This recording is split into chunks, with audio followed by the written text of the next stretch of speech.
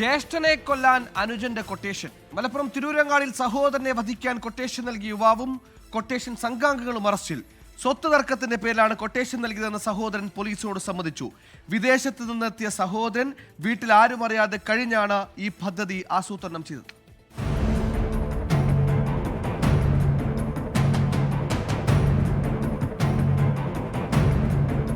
ചമ്മാട് സ്വദേശി ചമ്പൻ തൊടിക നൌഷാദ്, കൊട്ടേഷൻ സംഘാംഗങ്ങളായ താന്നൂർ സ്വദേശി മുഹമ്മദ് അസ്ലം, വെള്ളക്കാട്ടിൽ സുമേഷ് എന്നിവരെയാണ് തിരൂരങ്ങാടി പോലീസ് അറസ്റ്റ് ചെയ്തത്. നൌഷാദിന്റെ സഹോദരനായ മുഹമ്മദ് അലിയുടെ പരാതിയിലാണ് പോലീസ് നടപടി. ഈ മാസം 6-ാം തീയതിയാണ് കേസിനാസ്പദമായ സംഭവം.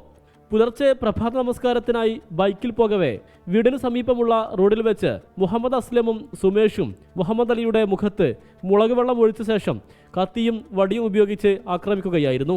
ബൈക്കിൽ നിന്ന് വീണ മുഹമ്മദ് അലിയെ വീണ്ടും ആക്രമിച്ചു. ശബ്ദം കേട്ട് സമീപത്തെ വീട്ടുകാർ എത്തിയപ്പോഴേക്കും ആക്രമികൾ രക്ഷപ്പെട്ടു.